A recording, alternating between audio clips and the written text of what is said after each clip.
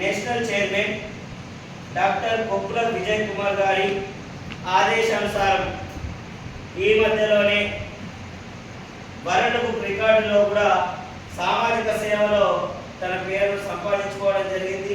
ఎన్నో సామాజిక సేవా కార్యక్రమాలను చేయడం జరిగింది. ఆ యొక్క ఆర్గనైజేషన్లో ఈసార్ ఠాగూర్ దత్తాత్రేయ సింగ్ నిర్మల్ జిల్లా డైరెక్టర్, అదేవిధంగా నేను సాపపండరి, నేను తెలుగు లెక్చరర్ని,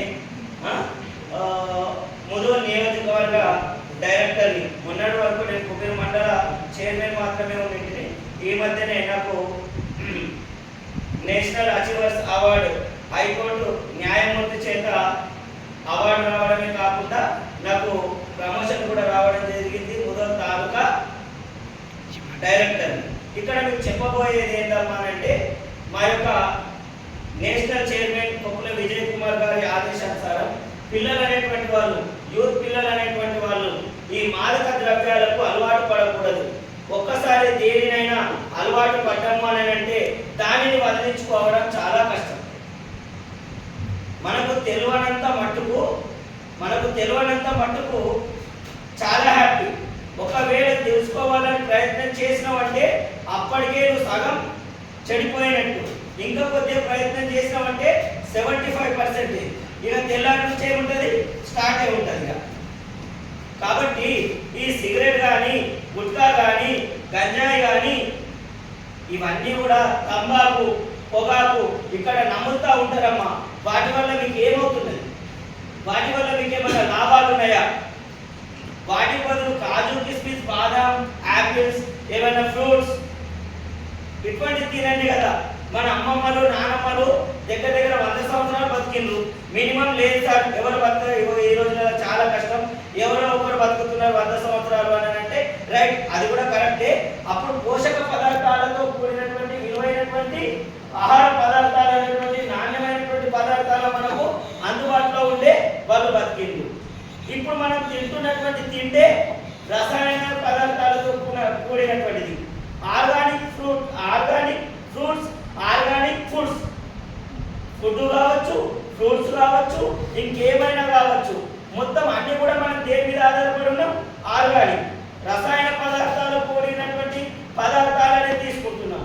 అప్పటికే మన శరీరంలో ఉన్నటువంటి అవయవాలు దెబ్బతింటున్నాయి. మళ్ళా ఇంకా దానికి తోడు మనం ఏం చేస్తున్నాం?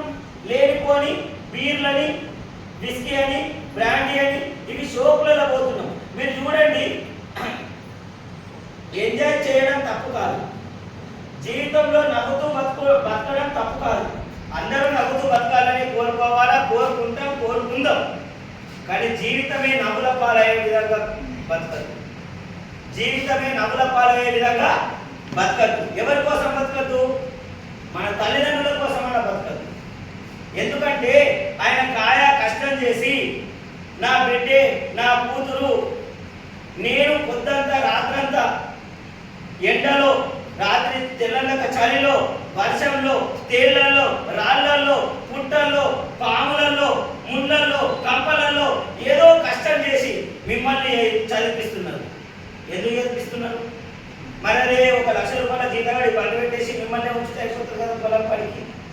కానీ నాలాగా నా కొడుకు కాకూడదు, నాలాగా నా బిడ్డ కాకూడదు, వాళ్ళు ఒక స్థాయిలో బతకాలి, వాళ్ళు ఒక మంచి ఉన్నత స్థాయికి ఎదగాలి అనేటటువంటి ఉద్దేశంతోనే వాళ్ళు ఏదో కష్టం చేసి మిమ్మల్ని చదివిస్తున్నారు. మీకు కూడా ఇక్కడ అనుభవజ్ఞులైనటువంటి లెక్చరర్స్ ఉన్నారు, అంకిత భావం కలిగినటువంటి లెక్చరర్స్ ఉన్నారు. ఏమైనా డౌట్స్ ఉంటే క్లారిఫై చేసేటటువంటి ఫ్యాకల్టీ మీకు దొరకడం ఒక అదృష్టంగా భావించాలి. ఈరోజు కార్పొరేట్ స్థాయి కళాశాలలకు దీటుగా మన కుబీర్ జూనియర్ కళాశాల ఎంతో ఉన్నతమైనటువంటి విద్యను అందిస్తున్నదని నేను సగర్వంగా ఒప్పుకుంటున్నాను.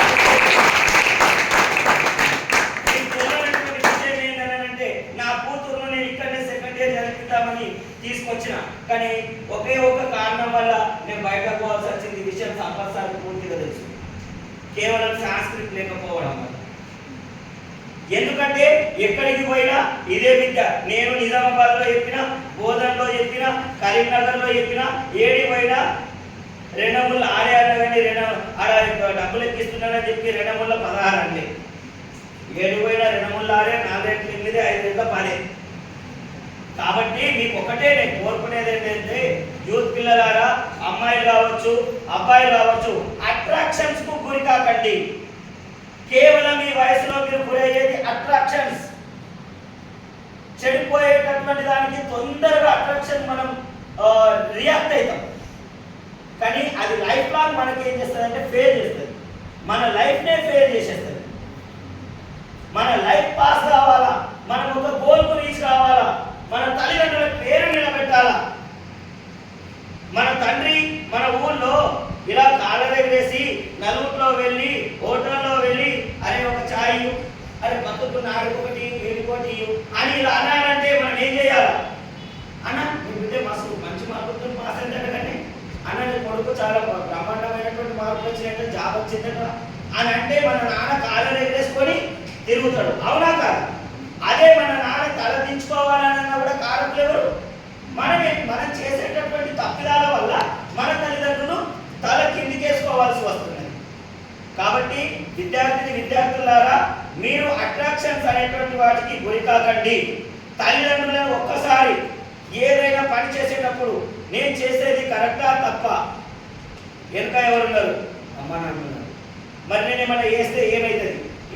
మా అమ్మ నాన్న బతకరు అని అనుకున్నప్పుడు చేసేటటువంటి స్టెప్ రాంగ్ స్టెప్. పోతే పోని నాకేం చేసేది, నేను బట్టేది పడతా, నేను తినేది తింటా, నా క్యాన్సర్ వస్తేంది ఏమొస్తేంది, ఎవరు పెట్టాలప్ప డబ్బు ఎవరు